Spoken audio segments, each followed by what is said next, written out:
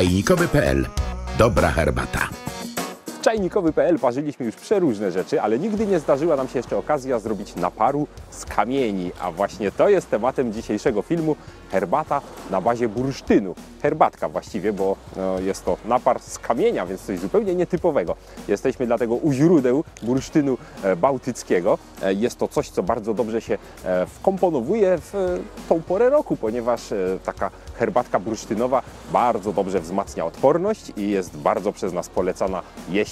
Z tego, co interesuje nas dzisiaj i co właściwie dociera do takiej nalewki, ponieważ nalewka, tynktura alkoholowa jest to najbardziej znana metoda używania do celów leczniczych bursztynu. Właśnie bardzo duża ilość kwasu bursztynowego. Jest to kwas organiczny, który występuje nie tylko w bursztynie, ale również powstaje wskutek sfermentowania cukrów, więc mamy go w piwie, w winie, no ale tu jest go oczywiście najwięcej, a zwłaszcza w takim bursztynie bałtyckim, który może go mieć od 3 do 8% nawet. Żeby go odpowiednio wydobyć, musimy mieć bursztyn rozdrobniony, stąd możecie często kupić już gotowe bursztyny odpowiedniej wielkości do produkcji właśnie takiej nalewki.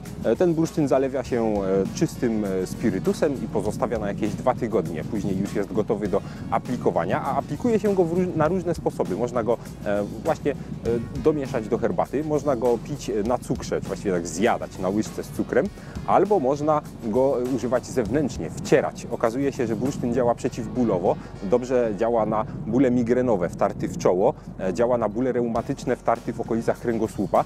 Co ciekawe, na ból głowy również wciera się go w przeguby nadgarstków. Ma to jakieś znaczenie, ale działa. Polecam spróbować, jeśli ktoś będzie miał uporczywe bóle głowy i nie będzie chciał łykać tabletek. Poza tym bursztyn zawiera bardzo dużo cennych substancji. Poza wspomnianym już kwasem bursztynowym mamy tutaj przede wszystkim potas, magnez, jest wapń oraz bardzo cenny jod, który jest tutaj związany w różnych substancjach organicznych. I to wszystko przechodzi nam nie tylko do nalewki alkoholowej, ale również do naparu. Kwas bursztynowy podnosi bardzo intensywnie odporność naszego organizmu.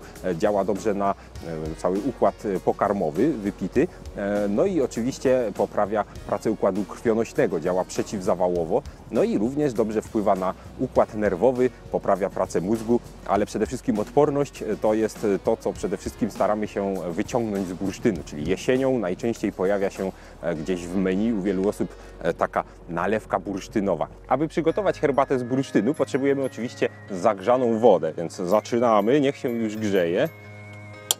Możemy zrobić taką herbatę na 2 sposoby. Przede wszystkim zaparzamy sam bursztyn w ilości około 3-4 gramów na każdą filiżankę, kubek, krótko mówiąc 200 ml gorącej wody. Pamiętajmy, że nie może to być wrzątek. Bursztyn trzeba parzyć w temperaturze 80 stopni i trwa to dość długo, około 15-20 minut. Stąd warto zadbać o to, żeby podnosić cały czas temperaturę, a właściwie utrzymywać ją, żeby nie spadła zbyt drastycznie. To jest jednak kawał czasu, więc woda ostygnie. Dobre są w tym miejscu do użycia takie podgrzewacze ze świeczką, jak do herbaty. Dzięki temu możemy nie zagotować, nie doprowadzić do wrzenia, ale utrzymywać powiedzmy wyższą temperaturę. Myślę, że to się powinno udać również przez polewanie gorącą wodą naczynia wokoło. Taka metoda chińska, ale trochę się przy tym rozlewa, więc może to być po prostu świeczka. Albo oczywiście nie musimy tego robić. To i tak się zaparzy, ale zaparzy się lepiej, kiedy będzie temperatura utrzymana. Druga metoda, aby przygotować herbatę bursztynową, bazuje już właśnie na herbacie i na bursztynowej nalewce, już wspomnianej. Nalewka spirytusowa, tutaj oczywiście używamy niewielkiej ilości. Zaleca się stosować ją albo na łyżce cukru i wtedy taka łyżka 3 razy dziennie w przypadku infekcji, ponieważ jest to środek dość intensywny, dość mocny, a jeżeli nic nam nie dolega i chcemy tylko wzmocnić się w takim okresie, kiedy jesteśmy narażeni na różnego rodzaju przeziębienia, wtedy używamy około 3-4 kropel na filiżankę herbaty. Bursztyn bałtycki, czyli elektron, jak nazwali go Grecy, albo po swojsku, po naszemu jantar ze starosłowiańskiej nomenklatury, to coś, co cieszyło się zainteresowaniem całego świata już od bardzo, bardzo dawna.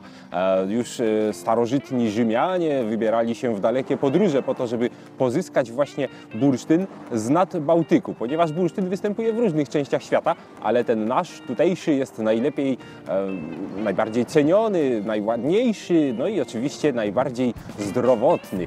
Poza oczywiście ozdobnymi właściwościami przypisywano mu właściwości magiczne, no i również prozdrowotne. Stąd powstał cały słynny szlak bursztynowy, którego dokładny przebieg nie jest jeszcze zupełnie znany. Bazujemy tutaj na różnego rodzaju zapisach historycznych różnych kronikarzy. Na przykład Pliniusz Starszy opisywał sam bursztyn i to, co się z nim robiło w Rzymie. Poza tym mamy znaleziska archeologiczne, które na trasie bursztynowego szlaku znajdowały się w różnych miejscach. Generalnie wyruszano z okolic Wenecji, z nadmorza Śródziemnego, wędrowano na wschód, na północ i w ten sposób mijano Wiedeń w Austrii, później Brno w Czechach i docierano przez Kotlinę Kłodzką do Polski, gdzie przez Wrocław, Konin docierano właśnie do Gdańska, a stamtąd jeszcze dalej niektórzy wędrowali na Litwę i przez no właściwie Rosję dzisiejszą, gdzie jest właściwie 90% złóż bursztynów bałtyckiego aż.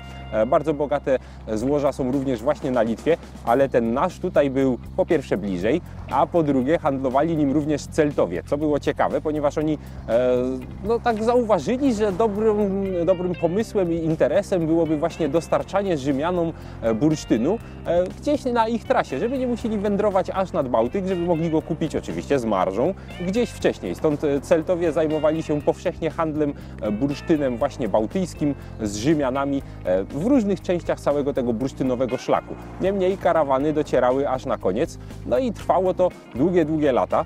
Rzymianie kochali ten bursztyn, robili z niego biżuterię, robili z niego amulety, no i oczywiście używali go do celów medycznych. Słowianie tutaj rodzimie przypisywali ten kamyczek Bogu Słońca, uważali go za taką słoneczną kroplę, był to dla nich cenny talizman i amulet.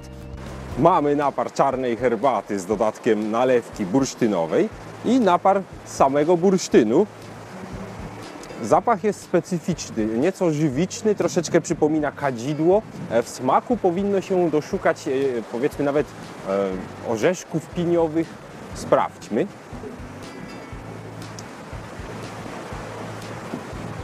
Bardzo dziwne. Takie, no rzeczywiście jest gdzieś ta żywiczna nuta, ale posmak ma taki ziemisty, taki... nie piłem jeszcze czegoś takiego nigdy. Całkiem okej, ale no jednak to lekarstwo. Herbata natomiast pachnie tylko herbatą. Nie czuć w ogóle alkoholu z tej nalewki, nie czuć też żadnego aromatu bursztynu. W smaku to samo.